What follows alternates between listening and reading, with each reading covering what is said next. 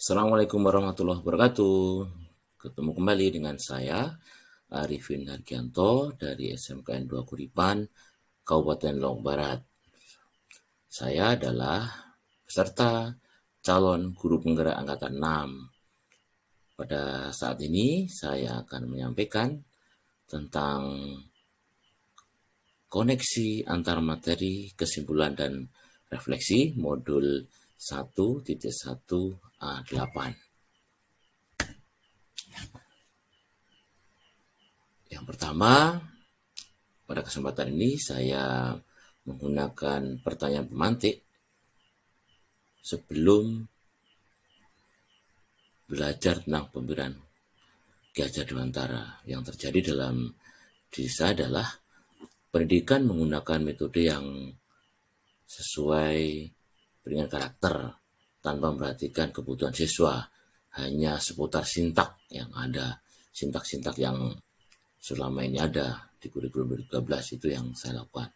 Yang kedua, cara mengajar untuk siswa semua sama tanpa memperhatikan kondisi atau potensi dari siswa. Jadi semua saya anggap kondisi siswa itu sama.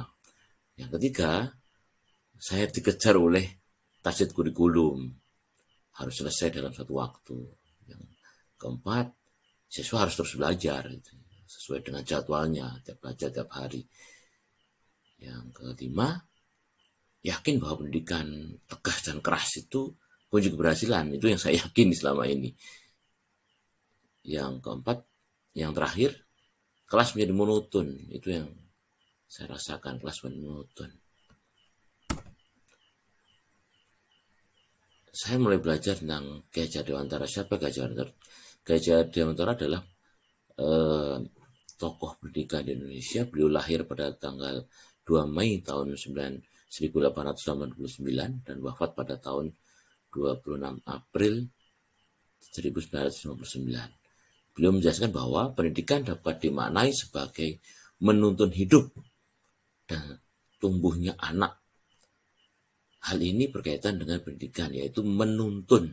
Kata kuncinya adalah menuntun segala kodrat yang ada pada anak-anak agar mereka dapat mencapai keselamatan dan kebahagiaan yang setinggi-tingginya, baik sebagai manusia maupun sebagai anggota masyarakat. Itu filosofisnya beliau. Kesimpulan pemikiran-pemikiran Ki Hajar Dewantara yang saya pelajari.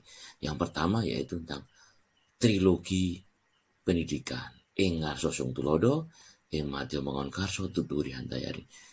Peran guru di sini di depan memberikan contoh kepada siswanya.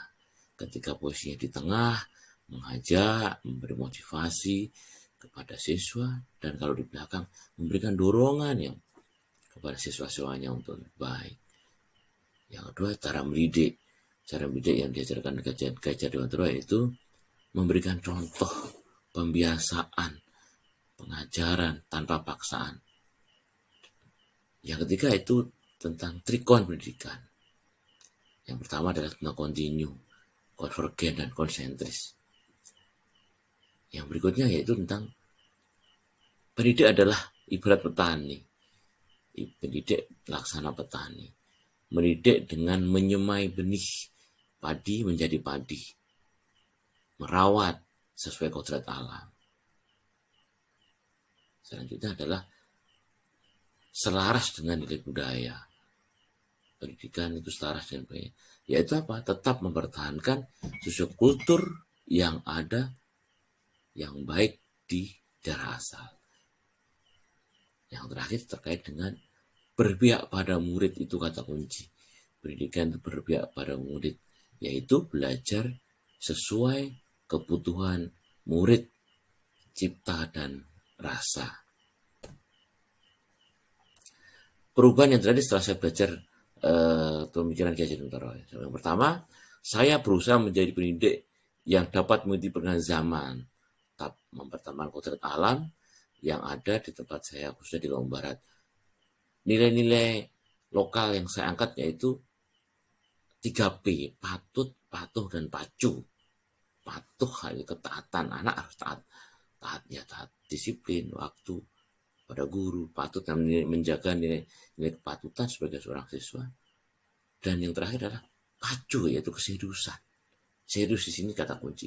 Artinya nilai budaya lokal di Lombok itu berjalan beriringan dengan pemikiran Gajah Dewantara. Berikutnya, ketika memutuskan sesuatu, saya tidak lagi menjadi aktor utama, tapi saya mengajak anak. Saya membuat desain pelajaran yang lebih menarik lagi kepada siswa. Ketika siswa melakukan kesalahan, saya memberikan ruang waktu untuk menjelaskan latar belakang kenapa itu terjadi. Berikutnya, saya memberikan kesempatan kepada siswa untuk berpikir lebih kritis lagi, tidak menuntut untuk selalu mengerjakan tugas yang diberikan. Saya mengubah untuk tugas-tugas yang saya berikan. Saya telah mulai melakukan setiap anak diberikan kesempatan untuk menjadi pemimpin. Terus tadi saya berikan kesempatan untuk menggunakan media pembelajaran seperti zamannya menggunakan HP yang lebih bertanggung jawab, memanfaatkan teknologi yang bermanfaat untuk pendidikannya. Dan yang terakhir, saya berikan kesempatan yang sama kepada seluruh siswa, bahwa semua anak itu punya potensi. Demikian yang bisa saya sampaikan. Bangga menjadi bagian dari Transmedia Pendidikan Indonesia. Salam guru penggerak. Assalamualaikum warahmatullahi wabarakatuh.